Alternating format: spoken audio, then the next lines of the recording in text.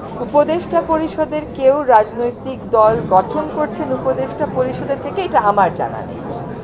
শিক্ষার্থী উপদেষ্টা যারা আছেন তারা বলেছেন যে যদি রাজনৈতিক দল তারা গঠন করেন, সরকার ছেড়ে গিয়েই তাদেরকে গঠন করতে হবে, বা যেই রাজনৈতিক দল গঠন করুক না কেন সরকার থেকে চলে গিয়েই তাকে সেটা করতে হবে।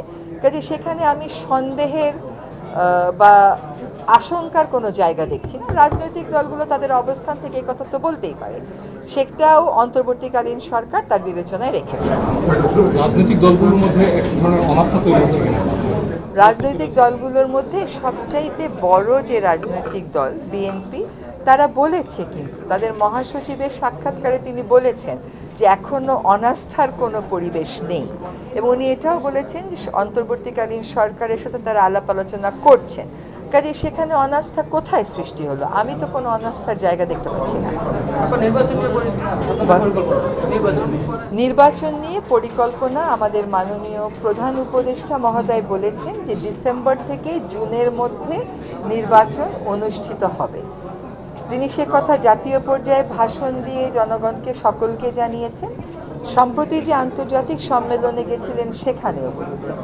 এর থেকে ভিন্ন কোনো কথা সরকারের পক্ষ থেকে বলার আর কোনো সুযোগ নেই।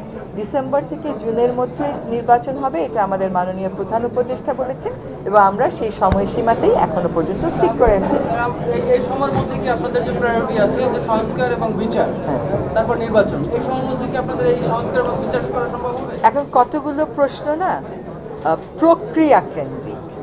প্রক্রিয়াটা শুরু হয়ে কখন শেষ হবে এইটা তো আগে থেকে বলে দেওয়া যায় না।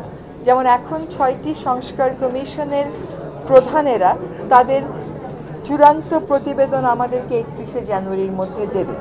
তারপরে এই চূড়ান্ত প্রতিবেদনের নিয়ে সরকার কেমন করে কাজ করবে, কেমন করে রাজনৈতিক ঐক্য গড়ে তুলবে, মাননীয় প্রধান উপদেষ্টার নেতৃত্বে ঐক্যমতের যে কমিশনটা হবে ওইটা কাজ শুরু করে কত দিনের মধ্যে কোন কোন সংস্কার করতে পারবেন, এগুলো তো সময়ের ব্যাপার।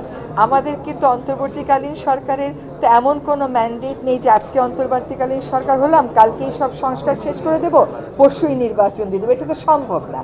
যদি 53 বৎসর 16 বৎসর এগুলোকে বিবেচনায় রাখে, তাহলে সংস্কার হওয়ার যে প্রক্রিয়াটা, সেই প্রক্রিয়াটা উপরে জোর দিতে হবে। সেই প্রক্রিয়াটা যেন স্বচ্ছ হয়, এটা যেন অন্তর্ভুক্তিমূলক হয়, এটা যেন সকলকে জানিয়ে হয়।